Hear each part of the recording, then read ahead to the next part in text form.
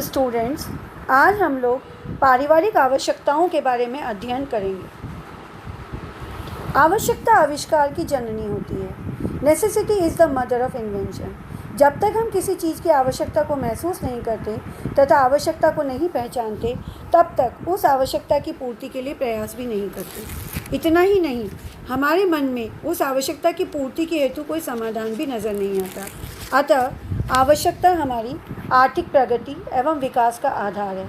सामाजिक एवं भौतिक विकास के लिए आवश्यकताओं को महसूस करना, उन्हें पहचानना बेहद ज़रूरी है। सामान्य बोलचाल की भाषा में आवश्यकता एवं इच्छा दोनों का अर्थ समान है, किंतु अर्थशास्त्र की दृष्टि से दोनों में अंतर है। इच्छा यानी कि डिज़ायर, किसी वस्तु के प्रति लालसा को हम इच्छा कहते हैं, और लालसा को पूर्ण करने के लिए साधन एवं तत्परता का होना अनिवार्य नहीं है। आवश्यकता यानी कि वांट्स, आवश्यकता उस इच्छा को कहते हैं जिसकी संतुष्टि के लिए सामर्थ्य एवं तत्परता दोनों की ही उपस्थिति अनिवार्य है तथा जिसकी संतुष्टि के लिए मनुष्य प्रयत्न करता है। उदाहरण के लिए कार या घर खरीदना। इच्छा एवं आवश्यकता को हम निम्नानुसार भी परिभाषित कर सकते हैं। जब इच्छा प्रभावहीन एवं निष्क्रिय होती है तो इसे इच्छा कहते हैं। जब वही इच्छा सक्रिय एवं प्रभावोत्पादक हो जाती है तो उसे आवश्यकता कहते हैं। अतः आवश्यकता के लिए 3 बातों का होना ज़रूरी है। पहला, किसी वस्तु की इच्छा होना। दूसरा, इच्छा को संतुष्ट करने का सामर्थ्य अर्थात पर्याप्त साधन होना। तीसरा, व्यय की तत्परता होना। आवश्यकताओं की विशेषताएं। पहला, आवश्यकताएं असीमित होती हैं। अनगिनत आवश्यकता होती हैं। जब हम एक आवश्यकता की पूर्ति कर लेते हैं तो हमारी दूसरी, तीसरी और चौथी आवश्यकता सामने आ जाती है। आवश्यकताओं को पूरी तरह से संतुष्ट किया जा सकता है। हमने पहले भी देखा, आवश्यकता वही मानी जाती है जब हम किसी इच्छा को पूर्ण कर लेते हैं। जैसे कि हम भूखे हैं और खाना खाना चाहते हैं, तब हम जब पहली रोटी खाते हैं तब हम थोड़े तृप्त होते हैं।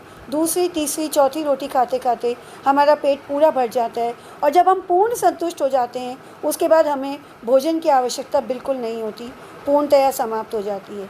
अब ऐसे में यदि हमें कोई मीठे व्यंजन या विशिष्ट व्यंजन भी खाने को दे तब हम उसे खाने से इनकार कर देते हैं।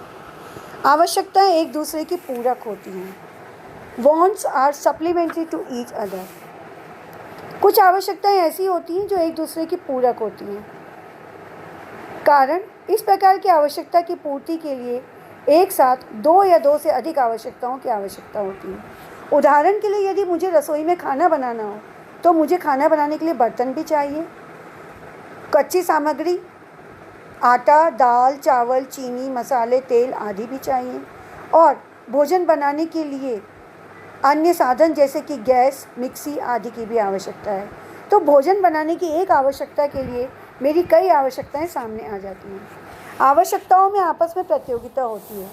चूँकि मानवीय आवश्यकताएं अनगिनत और विभिन्न प्रकार की होती हैं और सबकी पूर्ति करना एक साथ एक ही समय में संभव नहीं होता, इस कारण सीमित साधनों में आवश्यकताओं में आपस में प्रतियोगिताएं होती हैं, और जो आवश्यकताएं अधिक प्रबल एवं महत्व की होती हैं उनकी पूर्ति पहले करते हैं, और जो कम महत्व की होती है उनकी पूर्ति बाद में करते हैं।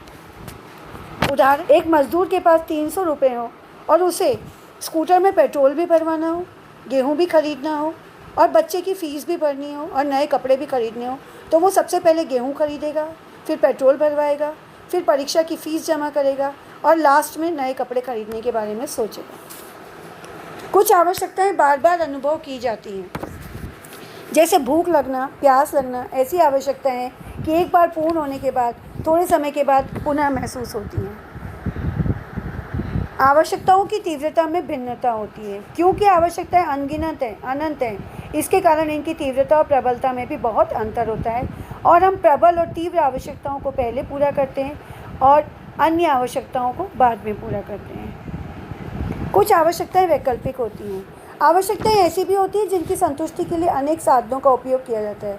उदाहरण के लिए, भूख मिटाने के लिए हम दाल चावल, रोटी सब्जी, दाल बाटी, पिज़्ज़ा, बर्गर और पाव भाजी आदि में से किसी भी विकल्प को चुन सकते हैं। वर्तमान आवश्यकताएं भविष्य की अपेक्षा अधिक पूर्ण होती हैं। निश्चित रूप से वर्तमान में हमारे सामने जो आवश्यकता है वो भावी आवश्यकताओं से अधिक महत्वपूर्ण है, क्योंकि सामने जो आवश्यकता दिखाई दे रही है वो अधिक प्रबल है, वह अधिक तीव्र है, वो अधिक महत्वपूर्ण है। जबकि भविष्य अनिश्चित होता है तो भविष्य की आवश्यकताएं गौण रह जाती हैं। आवश्यकताएं सामाजिक रीति रिवाजों एवं फैशन से भी प्रभावित होती है। किसी भी कम्युनिटी में जो रीति रिवाज चलाए जाते हैं उसी के हिसाब से उनकी आवश्यकताएं भी हो जाती हैं। जैसे पुत्र जन्मोत्सव पर लड्डू या बताशे बांटना, विवाह के समय भोज देना, नौकरी या में प्रमोशन होने पर पार्टी देना आदि। और समाज को इन प्रथाओं का पालन करना ही होता है। ज्ञान वृद्धि एवं वैज्ञानिक आविष्कारों से भी आवश्यकताओं की में वृद्धि होती है। जैसे जैसे हमारा नॉलेज बढ़ता गया और हमारे वैज्ञानिक आविष्कार होते गए, वैसे वैसे हमारी आवश्यकताएं भी बढ़ती गई। बहुत पुराने समय में हम चूल्हे पर भोजन पकाते थे, फिर स्टोव आए, उसके बाद गैस चूल्हे आए और फिर इंडक्शन चूल्हे आए। इस प्रकार आविष्कारों के साथ साथ आवश्यकताओं में भी वृद्धि होती गई। आवश्यकताएं विज्ञापनों द्वारा भी प्रभावित होती है। व्यक्ति जब नए नए विज्ञापन देखता है तो उनमें लालच आता है और नई नई आवश्यकताएं रोज़ पैदा होती हैं। आवश्यकताएं आदतों में भी बदल जाती हैं।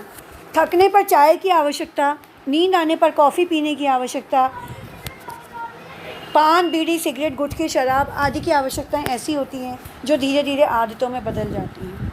एक आवश्यकता में अनेक आवश्यकताएं निहित होती हैं। उदाहरण के लिए अगर आपको बच्चे को पढ़ाना है तो उसको अध्ययन करवाने के लिए आपको स्कूल में प्रवेश दिलाने के साथ साथ उसके लिए स्टेशनरी खरीदना, ड्रेस खरीदना, जूते, मोजे, बैग, टिफ़िन, बॉटल आदि खरीदना, ये सभी आवश्यकताएं निहित होती हैं। आवश्यकताएं परिवर्तनशील होती हैं। मानवीय आवश्यकताएं हमेशा एक सी नहीं रहती। आवश्यकताओं का वर्गीकरण, हम आवश्यकताओं को 3 भागों में बांट सकते हैं: अनिवार्य आवश्यकताएं, आरामदायक आवश्यकताएं, विलासात्मक आवश्यकताएं। अनिवार्य आवश्यकताओं को पुनः जीवन रक्षक, कुशलता या निपुणता रक्षक, प्रतिष्ठा रक्षक या विलासात्मक आवश्यकताओं को हानि रहित, हानिकारक एवं सुरक्षात्मक आवश्यकताओं में वर्गीकृत किया जा सकता है। अनिवार्य आवश्यकताएं वे आवश्यकताएं जिनकी संतुष्टि करना अत्यंत आवश्यक होता है, जिनके बिना जीवन संभव नहीं होता, अनिवार्य आवश्यकता कहलाती है।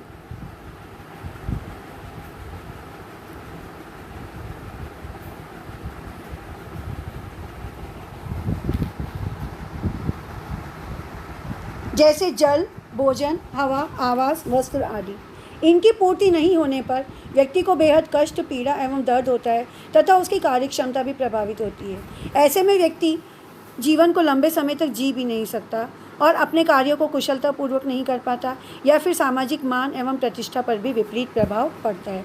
अर्थात ये वो आवश्यकताएं हैं जिनकी पूर्ति करना हमारे लिए बहुत ज़रूरी है। अनिवार्य आवश्यकताएं मैंने पहले भी कहा था 3 प्रकार की होती हैं।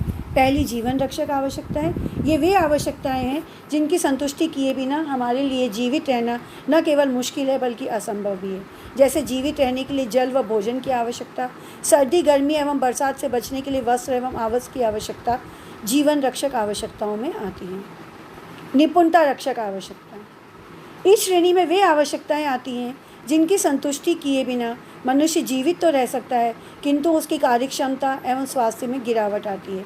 जैसे भोजन की आवश्यकता तो जीवन रक्षक आवश्यकता है, किंतु संतुलित एवं पौष्टिक भोजन से शरीर स्वस्थ रहता है और उसकी कार्य करने की क्षमता में वृद्धि भी होती है।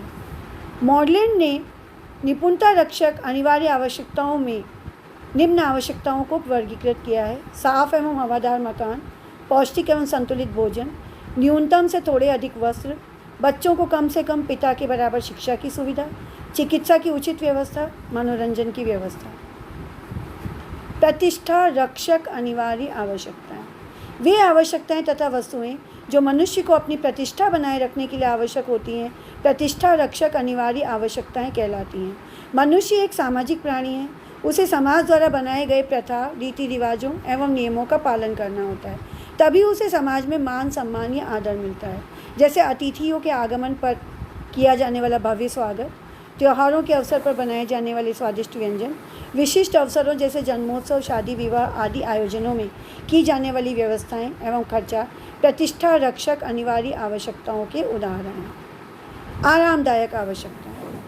आरामदायक आवश्यकताएं वे आवश्यकताएं होती हैं जिनकी पूर्ति से मनुष्य को सुख एवं आराम तो मिलता ही है, कार्य कुशलता में भी वृद्धि होती है और मन प्रसन्न होता है। इन्हें पूरा करने के लिए खर्च की गई राशि से प्राप्त होने वाली संतुष्टि या तो खर्च राशि से अधिक होती है या बराबर होती है, किंतु कम किसी भी दिशा में नहीं होती। जब अनिवार्य आवश्यकताओं की पूर्ति हो जाती है तब हमारा ध्यान आरामदायक आवश्यकता की पूर्ति में लग जाता है, जैसे सर्दी के मौसम में ऊनी वस्त्रों का उपयोग करना, गर्मी के मौसम में पंखा, कूलर आदि का प्रयोग करना। आरामदायक आवश्यकताओं की पूर्ति से व्यक्ति को आराम एवं सुख पहुंचता है, कार्य क्षमता में वृद्धि होती है, रहन सहन स्तर उत्तम होता है और मन प्रसन्नचित्त एवं आनंदित रहता है। विलासिता संबंधी आवश्यकताएं। इस श्रेणी में वे आवश्यकताएं एवं वस्तुएं आती हैं जिनके उपयोग से व्यक्ति को कुछ क्षण या समय के लिए तो अत्यधिक सुख एवं आनंद की अनुभूति होती है, किंतु इससे कार्य क्षमता में कोई वृद्धि नहीं होती। लेकिन कभी कभी तो व्यक्ति की कार्य क्षमता में ह्रास भी हो जाता है, जैसे कीमती आभूषण, महंगे वस्त्र, आलीशान बंगला, महंगी कार, कीमती फर्नीचर या पान, सुपारी, गुटखे आदि का सेवन करना, देर रात तक टेलीविज़न देखना इत्यादि। विलासिता संबंधी आवश्यकताओं की पूर्ति हेतु जितनी राशि खर्च की जाती है उसके अनुपात में व्यक्ति को संतुष्टि कम ही मिलती है। विलासिता संबंधी आवश्यकताओं को 3 भागों में वर्गीकृत किया जा सकता है। पहला, हानि रहित विलासात्मक आवश्यकताएं। ये वे आवश्यकताएं या वस्तुएं हैं जिनके उपयोग से व्यक्ति की कार्यक्षमता एवं स्वास्थ्य पर कोई प्रतिकूल प्रभाव नहीं पड़ता। यह बात और है कि इन आवश्यकताओं की पूर्ति करते समय व्यक्ति में दिखावे एवं भोग विलास की भावना विद्यमान रहती है, जैसे कि कीमती आभूषण पहनना, महंगे वस्त्र पहनना, आलीशान बंगले में रहना, नित नई महंगी कार खरीदना, नित नए एवं नवीनतम वस्तुओं का उपभोग करना।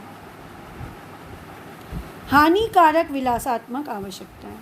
इस श्रेणी में वे आवश्यकताएं एवं वस्तुएं आती हैं जिनके उपभोग से व्यक्ति के स्वास्थ्य एवं कार्य क्षमता पर बुरा प्रभाव पड़ता है, जैसे देर रात तक जगकर टेलीविज़न देखना या वीडियो गेम खेलना, शराब पीना, धूम्रपान करना, पान सुपारी खाना, गुटखे का सेवन करना, वेश्यावृत्ति अपनाना इत्यादि। सुरक्षात्मक विलासात्मक आवश्यकताएं। इस श्रेणी में वे आवश्यकताएं एवं वस्तुएं आती हैं जिन्हें पूरा करने से व्यक्ति वर्तमान एवं भविष्य में अपने आप को सुरक्षित महसूस करता है। इन आवश्यकताओं की पूर्ति से व्यक्ति को आत्मसंतुष्टि एवं शक्ति मिलती है, क्योंकि ये वस्तुएं या संपत्ति उनके भविष्य के बुरे या विपरीत दिनों में काम आ सकते हैं, जैसे मकान या प्लॉट या खेती लायक ज़मीन खरीद कर रखना, कीमती गहने खरीदना या दुकान खरीदना, इंफ्रास्ट्रक्चर बॉन्ड्स खरीदना या बैंक में पैसे जमा करना। आर्थिक संकट के समय व्यक्ति इन्हें बेचकर धन अर्जित कर सकता है और अपने संकट का मुकाबला भी कर सकता है। सारांश में हम ये कह सकते हैं कि आवश्यकताओं के उपरोक्त तीनों वर्ग आपस में सापेक्ष होते हैं। एक ही वस्तु किसी एक व्यक्ति के लिए अनिवार्य हो जाती है, किसी के लिए आरामदायक होती है, तो किसी अन्य व्यक्ति के लिए विलासितापूर्ण हो सकती है। अतः आवश्यकताओं का वर्गीकरण वस्तुगत नहीं होकर व्यक्तिगत होता है।